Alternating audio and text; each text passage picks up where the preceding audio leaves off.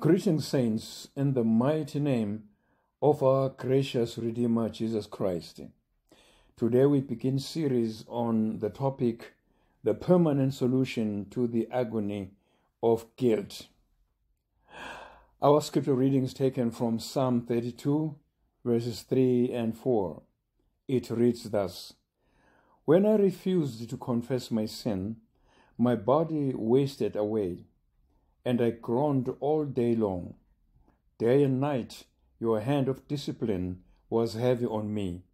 My strength evaporated like winter in the summer heat.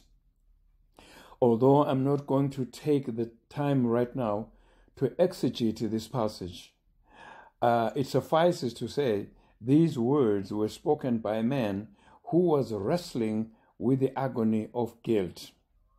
As stated earlier, the focus of this series is in uplifting the permanent solution to the agony of guilt.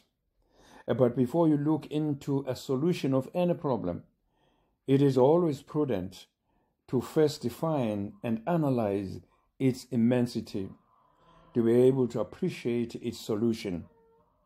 Thus, with this topic, we must first define and analyze the key words, namely guilt and agony. What is guilt? In simple terms, guilt is the fact of having committed a specified or implied offense or crime.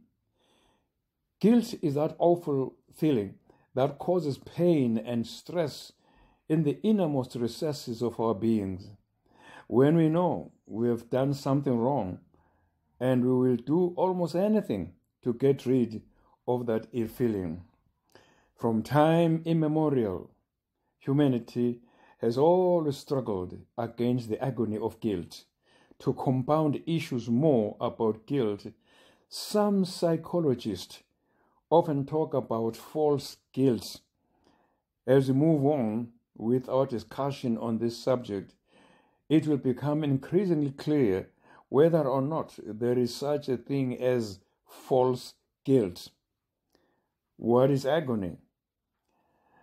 In simple terms, agony is intense suffering. So basically, in this series, we will be talking about a permanent solution to intense suffering from having committed a specified or implied offense or crime. Now, this is the gist of the subject for discussion.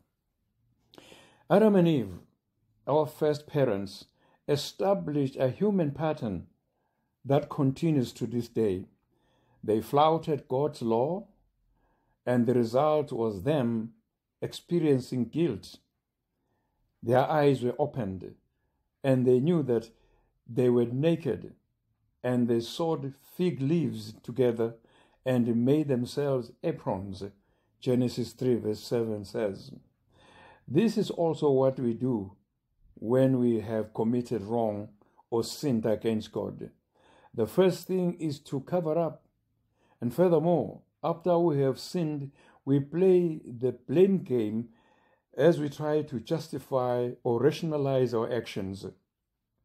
We think that the more we can blame someone else, the less guilty we will feel. Now, Adam and Eve tried this game, and it did not work. Adam blamed his wife, and his wife blamed the snake. But the reality that hit them between their eyes was they had broken God's law. We still do that thing today. Sometimes people try to escape from guilt by taking drugs or toxic beverages, hoping that guilt will go away. In church, you can be busy with church activities like preaching, tithing, praying, but your disappointment after you have done all these, guilt remains.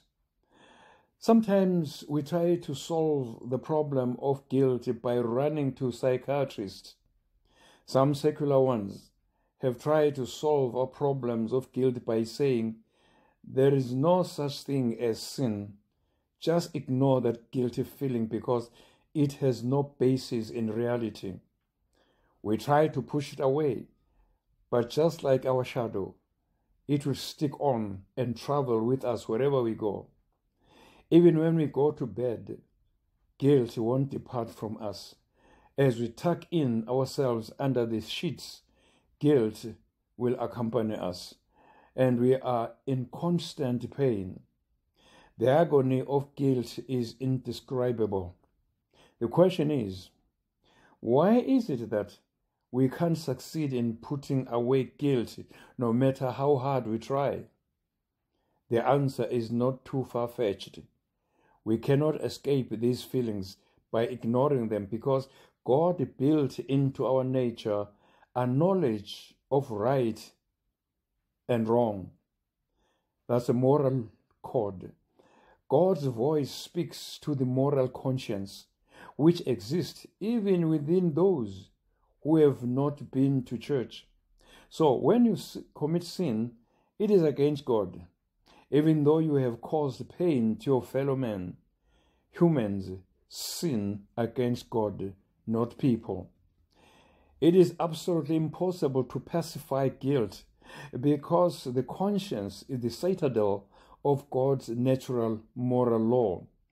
Paul, attesting to this truth in Romans chapter 2, verses 14 and 15, said, "When non-believers who do not have the law do by nature things required by the law, they are a law for themselves, even though they do not have the law, since they show that the requirements of the law are written on their hearts, their conscience also bearing witness, and their thoughts now accusing, now even defending them." Here, Paul is saying, if you have violated God's law, you will be guilty. Even if you tell your mind to forget it, you won't succeed because it keeps pointing you to the truth of what has happened. It is saddening to know that there are people who run around with guilty consciences, and some may even go to their graves in agony, accused by their own consciences. This is lamentable indeed, because there is a permanent solution to the agony of guilt. Paul says in 2 Timothy chapter 1, verse 3, "I thank God, whom I serve from my forefathers with pure conscience." So, the question is it possible to deal with the agony of guilt once and for all and live with a clear conscience? Stay tuned for an answer. And then